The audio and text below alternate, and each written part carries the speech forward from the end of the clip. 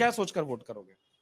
Sir, voting करने का सबसे मेन पॉइंट ये है कि हम जो भी ऐसे बिना सोचे समझे कि किसी सांसद को वोटिंग नहीं करेंगे। हम उसकी क्वालिटी अपने अपने हिसाब से उसको देखेंगे कि उसमें सारी क्वालिटी है या नहीं है। हमारी सारी सुविधाएँ वो दे सकता है या नहीं दे सकता है, वो शिक्षित है या नहीं है, वो हमारे सांसद में जो भी हमारे एरिया में या फिर हमारे स्टेट में वो कार्य करने लायक है कि नहीं, उनकी योग्यताओं को देखते हुए हम उन्हें वोट करेंगे। वो हम उससे सहमत होंगे तभी देंगे, और हम अपनी वोटिंग को कभी भी गलत इंसान को नहीं देंगे, क्योंकि उससे भी हमारा बहुत ज़्यादा ही लाभ नहीं होता, उससे बहुत ही हानि होती है। इसीलिए हमें बहुत ही सोच समझ कर किसी भी वोटर को वोट देना चाहिए। तो ये बात हो गई। और मेरा ये कहना है कि हमारे एरिया में जो है कि गवर्नमेंट कॉलेज नहीं है। मेरा ये पॉइंट है। गवर्नमेंट कॉलेज नहीं है, हमें यहाँ से होकर ओबरा तक जाना पड़ता है। तो इससे हम गर्ल्स को ज़्यादा ही प्रॉब्लम होती है। तो मेरा ये कहना है कि हमारे एरिया में गवर्नमेंट कॉलेज होना एक बहुत ही इम्पोर्टेंट पॉइंट है ना।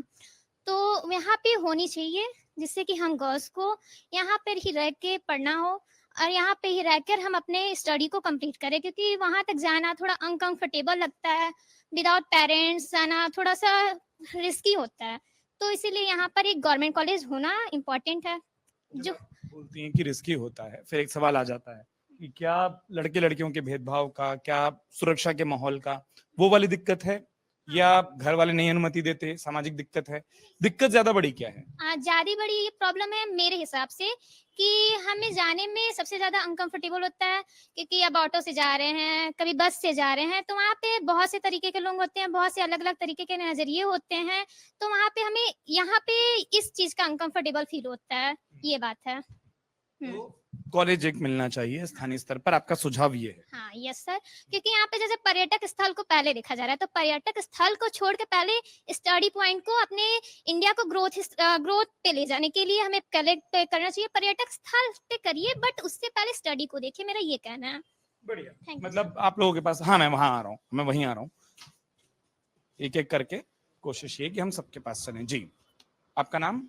वैभव पांडे। हाँ, वही सवाल है, सवाल आपने सुन लिया। सुझाव या कारण मतदान का? सुझाव तो हमारे जो मतदाता हैं या हम जो भी वोट देते हैं, सबसे पहला काम ये होना चाहिए कि जो हमारा सांसद हो वो संसद भवन में जाके बातों को उठाए। लेकिन दुर्भाग्य की बात रही कि इससे पहले के जो हमारे सांसद महोदय है उनके फीडबैक को देखा गया तो उन्होंने कभी संसद भवन में खड़ा होकर सोनभद्र के बारे में बोला नहीं। सोनभद्र ऐसा जिला है जो 4 राज्यों से घिरा है। यहाँ पे राज्य विश्वविद्यालय आना था, बनना था, चूंकि बना नहीं, वो जाकर के मिर्जापुर में बनना है। ये आपको भी पता होगा, ये सबको पता है। अभी बहन ने हमारे बोला एक ओबरा डेयरी कॉलेज, मैं भी वहीं से पढ़ता हूँ। वहां की स्थिति है कि वहां क्लास नहीं चलती है।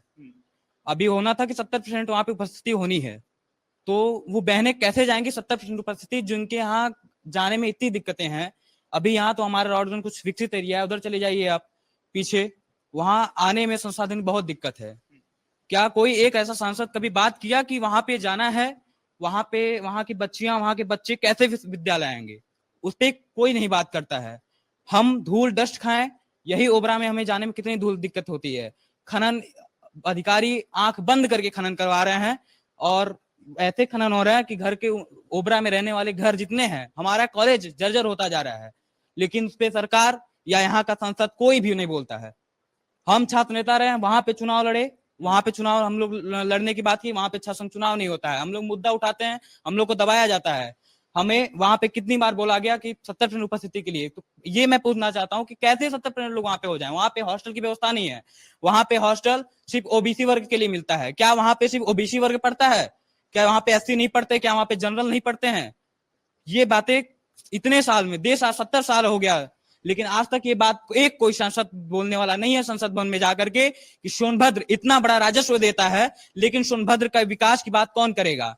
अभी फिलहाल में एक हमारी प्रत्याशी जो अभी है रिंकी जी, उसके बाद अभी आपके छोटे लाल खरवार जो पूर्व में आपके भाजपा के सांसद रह चुके हैं, अगर उनसे पूछा जाए कि आप 5 काम ऐसे गिनाइए जो आप सोनभद्र के हित के लिए किए हो, तो वो नहीं गिना पाएंगे। ऐसे ऐसे सांसदों को अगर हम चुनेंगे तो अपने भविष्य को खराब करेंगे। मैं यही समझना चाह रहा हूँ कि जब आप लोगों को ये लगता है कि हम जिसको चुन रहे हैं उसमें किसी में भी वो योग्यता नहीं है जो शायद हम चाहते हैं, जैसे उन्होंने कहा साक्षी ने अभी थोड़ी देर पहले कि हम देखेंगे कि वो पढ़ा लिखा हो, वो हमारे लिए काम कर सके, वो हमारी आवाज उठा सके। अगर मान लो आप लोगों के सारे चेक बॉक्स में कोई फिट ही नहीं बैठ रहा है, फिर क्या सोचकर एक वोटर बटन दबाता है? फिर करना है क्या है, फिर जाएंगे नोटा बटन दबाएंगे और चले आएंगे। लेकिन हाँ, ये दुख की बात जरूर रहेगी कि हम 5 साल क्या कहते हैं इंतजार करते हैं कि हमारा कोई एक मसीहा आए, जो 70 साल से हम लोग वेट कर रहे हैं कि कोई ऐसा सांसद बने जो संसद भवन में हमारी बातों को उठा सके। लेकिन ऐसा कोई आज तक ऐसा सांसद हुआ ही नहीं कि संसद भवन में जाके हमारी बातों को उठाए। यहाँ पे डिस्ट्रिक्ट हॉस्पिटल है, वहां की स्थिति ये है कि आपको छोटी सी चोट लग जाती है लेकिन उनको रिफर कर दिया जाता है। क्या वो गरीब इतनी उसके पास पैसा है कि जाकर के प्राइवेट अस्पताल में इलाज करा सके? लेकिन यहाँ पे ऐसा नहीं है। यहाँ पे आप शाम को जाइए, रात को जितने एक्सीडेंट होते हैं, हम तो वहां पे जा करके सर्वे करके देख चुके हैं, सबको सौंप दिया जाता है कि आप जाइए लाख रुपए लगाइए हॉस्पिटल में। लेकिन यहाँ पे आपके इलाज का कोई नहीं है। लेकिन यहाँ के सीएमओ साहब सारे चुप्पी साध के बैठे हैं।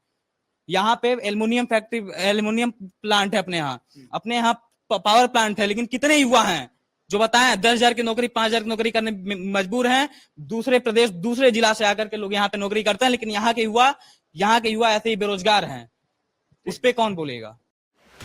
एग्जिट पोल 2024 1 जून शाम 6 बजे से, लोकसभा चुनाव के नतीजे 4 जून सुबह 7 बजे से।